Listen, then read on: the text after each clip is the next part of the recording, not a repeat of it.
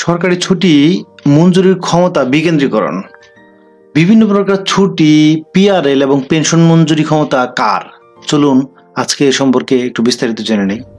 মন্ত্রিপরিষদ বিভাগে 2014 সালের আগস্ট মাসের 329 সংখ্যক স্মারকের মাধ্যমে মূলত প্রশাসনের গতিশীলতা আনয়নের জন্য সেবার মান উন্নয়নের লক্ষ্যে অফিস প্রধান কর্মকর্তাগণকে ছুটি এবং অফিস প্রধান যে অফিসার আছে তাকে মূলত ছুটি, পিআরএল ও পেনশন মঞ্জুরি ক্ষমতা আবার এখানে বিভাজন করা হয়েছে, মূলত বিকেন্দ্রীকরণ করা হয়েছে বলা হয়েছে। তো এখানে আমরা চলুন এই সম্পর্কে জেনে নিই আসলে পেনশন মঞ্জুরির ক্ষমতা কর্তৃপক্ষকে আর পিআরএল মঞ্জুরি কর্তৃপক্ষকে এবং যে অন্যান্য ছুটি আছে সে সমস্ত ছুটি কে কে মঞ্জুর করতে পারেন।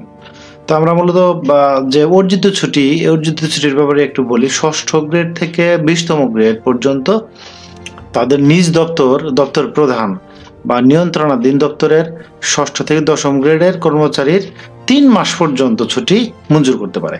অর্থাৎ অফিস প্রধান, মাঠ পর্যায়ের অফিস প্রধান 3 মাস পর্যন্ত ছুটি মঞ্জুর করতে পারে। শ্রান্তি বিনোদন ছুটিও মঞ্জুর করতে পারে অফিস প্রধান। মাতৃত্বকালীন ছুটিও এই অফিস প্রধানই মঞ্জুর করতে পারেন। এগুলো আসলে নিয়োগকারী কর্তৃপক্ষ কর্তৃক মঞ্জুরের জটিলতা এড়াতেই মূলত এই ক্ষমতা বিকেন্দ্রীকরণের ব্যাপারটি চলে এসেছে। তো আমরা চলুন এই বিষয়ে আরো বিস্তারিত একটু জেনে নেই। যেমন ক্যাটাগরি এক নিজ দপ্তর, সংস্থা, অধিদপ্তর প্রধান। তো ক্যাটাগরি 1-এ কি আছে? নিজ দপ্তরের 3য় থেকে 9ম গ্রেডভুক্ত সকল কর্মচারীদের ক্যাটাগরি 1-এ রাখা হয়েছে। বিভাগীয় বা আঞ্চলিক ও জেলা পর্যায়ের 4র্থ গ্রেডভুক্ত দপ্তর প্রধান এবং 4র্থ গ্রেডভুক্ত অন্যান্য কর্মচারীদের রাখা হয়েছে। ক্যাটাগরি 2 কাদেরকে করা হয়েছে? দপ্তর বা সংস্থার পরিচালক, সচিব বা বিভাগ বা আঞ্চলিক পর্যায়ের দপ্তর প্রধান কার্যালয়ের ক্ষেত্রে 10ম গ্রেড হতে 20তম গ্রেডভুক্ত সকল কর্মচারীকে এর আওতায় আনা হয়েছে। বিভাগ বা আঞ্চলিক কার্যালয়ের ক্ষেত্রে 5ম গ্রেড থেকে 20তম গ্রেডভুক্ত সকল কর্মচারীর এই ক্যাটাগরি 2 এর আওতায়। জেলা ও উপজেলা পর্যায়ের কর্মচারীদেরকে মূলত 5ম গ্রেডভুক্ত দপ্তর প্রধান এবং 5ম গ্রেডভুক্ত অন্যান্য কর্মকর্তাকে বোঝানো হয়েছে। ক্যাটাগরি 3 হচ্ছে জেলা পর্যায়ের দপ্তর প্রধান, নিজ দপ্তরের 6ষ্ঠ থেকে 20তম গ্রেড এবং নিয়ন্ত্রণাধীন দপ্তরের 6ষ্ঠ থেকে 10ম গ্রেডভুক্ত কর্মচারীদের মূলত ছুটিগুলো মঞ্জুর করতে পারবে। ক্যাটাগরি 4-এ কাদের রাখা হয়েছে? ক্যাটাগরি 4 হচ্ছে উপজেলা পর্যায়ের দপ্তর প্রধান। দেশের অভ্যন্তরে ছুটি ভোগের ক্ষেত্রে, যেমন ধরুন শ্রান্তি বিনোদন ছুটি ভোগের ক্ষেত্রে এটি তারা মঞ্জুরি দিতে পারে। আর ক্যাটাগরি 1 এখানে নিজ দপ্তর ও সংস্থা যেটি বলা হচ্ছে। ক্যাটাগরি 2 আবার দেখুন সাধারণত সংস্থার পরিচালক, সচিব, বিভাগ এগুলোকে। আর ক্যাটাগরি 3 কাদেরকে বলা হচ্ছে? জেলা পর্যায়ের দপ্তর প্রধানদের। ক্যাটাগরি 4 হচ্ছে নিজ দপ্তর বা দেখা যাচ্ছে যে ক্যাটাগরি 4 মূলত তারাই যাদেরকে উপজেলায় পদায়ন করা হয়।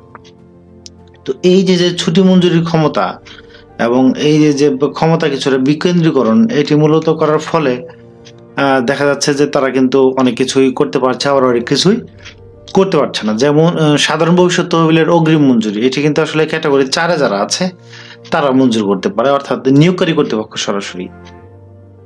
ক্যাটাগরি 1 নিজ দপ্তর বা সংস্থা অধিদপ্তর প্রধানকে বলা হচ্ছে। তো এই যে দপ্তর প্রধান বা দপ্তরের যে কর্মকর্তা কর্মচারী রয়েছে ক্যাটাগরি 4-এ, যেসব দপ্তরের বিভাগীয় বা আঞ্চলিক কার্যালয় নেই, ক্যাটাগরি 4-এর ক্ষেত্রে যেসব দপ্তরের বিভাগীয় বা আঞ্চলিক কার্যালয় নেই সেসব ক্ষেত্রে বিভাগীয় প্রধান বা আঞ্চলিক কার্যালয় এতৎসঙ্গে ক্ষমতা প্রয়োগ করবেন। কোনো বিষয়ে সাংঘর্ষিক দেখা দিলে সংশ্লিষ্ট দপ্তর বা সংস্থার আর্থিক ক্ষমতা বন্টন আদেশ অনুযায়ী, অর্থাৎ পরবর্তীতে আর্থিক ক্ষমতা আদেশ সেটি 2015 সালে জারি করা হয়েছে, সেটি কিন্তু দেখা যেতে পারে। যেসব দপ্তরের উপজেলা পর্যায়ের কার্যালয় জেলা পর্যায়ের নিয়ন্ত্রণাধীন নয় সেসব ক্ষেত্রে বিভাগীয় আঞ্চলিক কার্যালয়ের প্রধান বা এতৎসঙ্গে ক্ষমতা তিনি প্রয়োগ করবেন। ছুটি আবেদনের অনুলিপি সংশ্লিষ্ট কর্মকর্তাকে মন্ত্রণালয়ে প্রেরণ করতে হবে, অর্থাৎ কর্মকর্তাদের ছুটি আবেদনের যে অনুলিপি সেটি কিন্তু মন্ত্রণালয়ে যাবে। ছুটিকালীন বিকল্প কর্মকর্তা নিশ্চিত করে ছুটি মঞ্জুর করতে হবে। ছুটি মঞ্জুরের অনুলিপি নিয়োগকারী কর্তৃপক্ষকে প্রদান করতে হবে। তার মানে এই যে নিয়ম সেগুলো কিন্তু আসলে মেনে চলতে হবে। এরকম ক্ষমতা বিকেন্দ্রীকরণের যে আদেশ সেটি জারি করেছে স্বাস্থ্য ও পরিবার কল্যাণ মন্ত্রণালয়ের আদেশ আছে, জনপ্রশাসন মন্ত্রণালয়ের আদেশ আছে, যুব ক্রীড়া মন্ত্রণালয়ের আদেশ আছে। এরকম ক্ষমতা বিকেন্দ্রীকরণের আরো বিভিন্ন দপ্তর কিন্তু এরকম আদেশ জারি করেছে। তো নিজ নিজ দপ্তরের ক্ষমতা বিকেন্দ্রীকরণের আদেশ মূলত আপনাদের অনুসরণ করতে হবে। তো নর্মালি দেখা যাচ্ছে অর্জিত ছুটি, মাতৃত্বকালীন ছুটি, নৈমিত্তিক ছুটি এগুলো হচ্ছে দপ্তর প্রধানই মঞ্জুর করতে পারে।